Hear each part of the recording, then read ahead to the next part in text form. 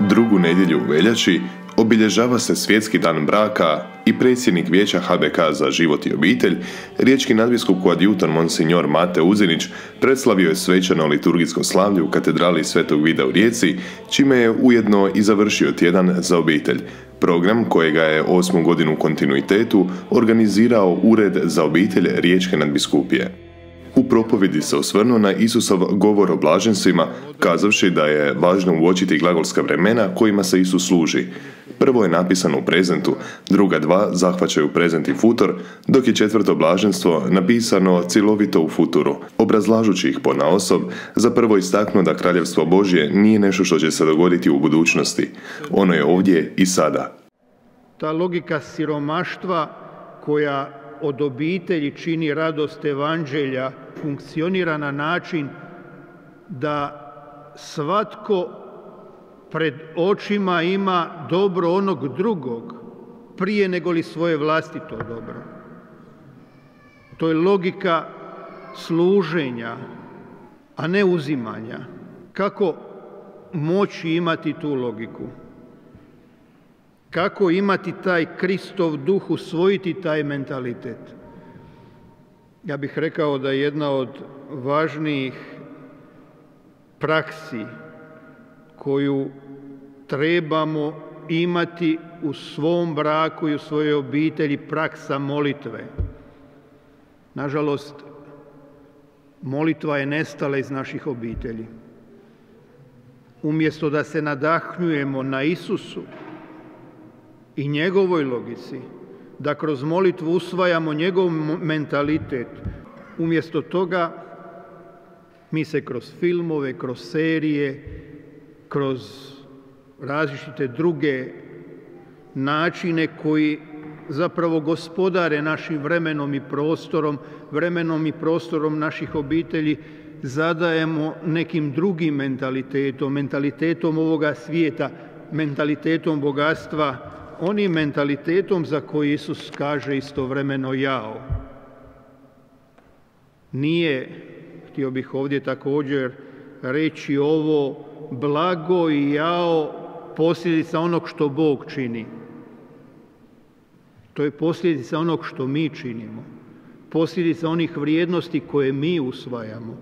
Onih vrijednosti koje mi živimo. I kojima možemo izgrađivati već sada i ovdje Kraljevstvo Božje. Zato je to prezent. I ako se sada živi, ako sada u obitelji jedno drugome služimo u ljubavi, nadahnjujući se na onoj Kristovoj ljubavi koja ništa ne ostavlja za sebe, nego sve daje i u tom davanju sve prima, onda mi već imamo sada Božje kraljevstvo i obitelji. I onda je to doista ta obitelj radost ljubavi. Govoreći o drugom i trećem blaženstvu, kazao je da ono što sada živimo, pa i trpljenje, nije konačno, a četvrto blaženstvo odnosi se na budućnost i nosi utješnu nagradu za sva vremena. Progoni koji su se događali i još uvijek se događaju nisu tragedija, nego logično stanje života crkve, koja uvijek u nekom smislu trpi progonstvo. U današnje vrijeme obitelj je u svojevrsnom stanju izgnanstva. Na koji način? Pa na način da mnogi zakoni koji se donose, koji bi trebali favorizirati tu temeljnu zajednicu društva i temeljnu zajednicu crkve, zapravo ne idu njoj u korist.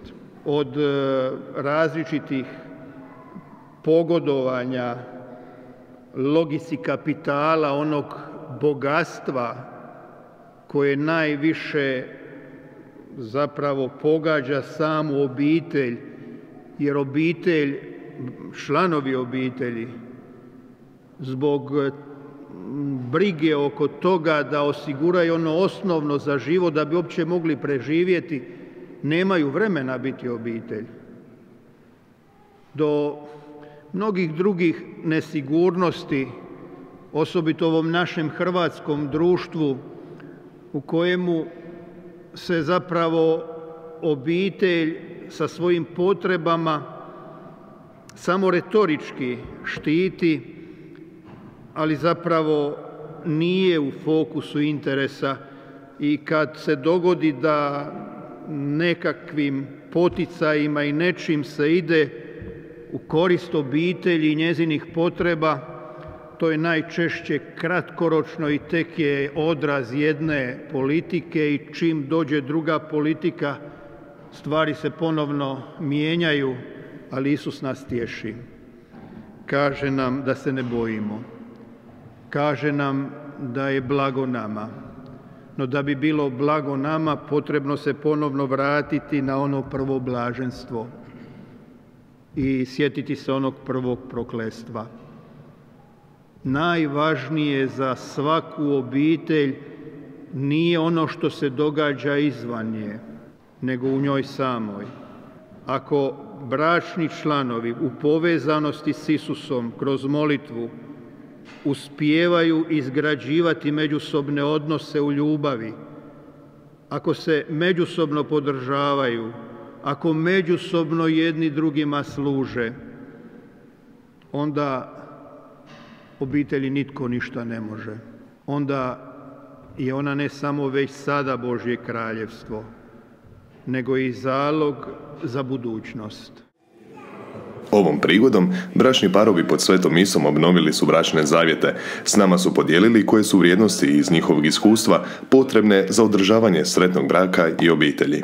Ljubav, povjerenje, strpljenje, prije svega nekakva želja da čovjek je zajedno jedan s drugim, jer nekako, barem u našem slučaju, mi jako puno stvari obavljamo sve zajedno i to je nekako što nas drži zajedno s djecom i sa svima. Mislim da je najviše uzajamno poštovanje i ljubav, ali sve to ne bi bilo moguće bez vjere u Boga, jer Bog nam pomaže u lijepim trenucima, a najviše u teškim trenucima. Mi smo to iskusili u svom braku i Bog nam je zaista u puno navrata pomogao. Mislim da je brak Božji dar, a ako mi imamo dobar brak pun poštovanja i ljubavi, mi na taj način dajemo svoj dar Bogu.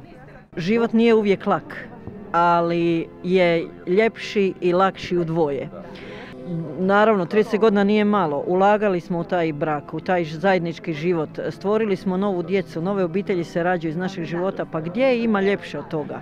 Mladima poručujem danas, naići će na probleme kao što i svi brakovi imaju problema, jer to je život. Život se živi od danas do sutra, ali nikad ne odustajati, uvijek iznova započimati, kako to i crkva nama govori, ali to je istina. A poručujem svima uz molitvu, uz blizinu Oca Nebeskog, Isusa i zaštitnike, ništa nije teško. Molimo za naše obitelji da rastu u ljubavi i budu svjedoci i graditelji Božjeg kraljevstva, kao što ističe Papa Franjo po sinodalnoj pobudnici, obitelj radost evanđelja.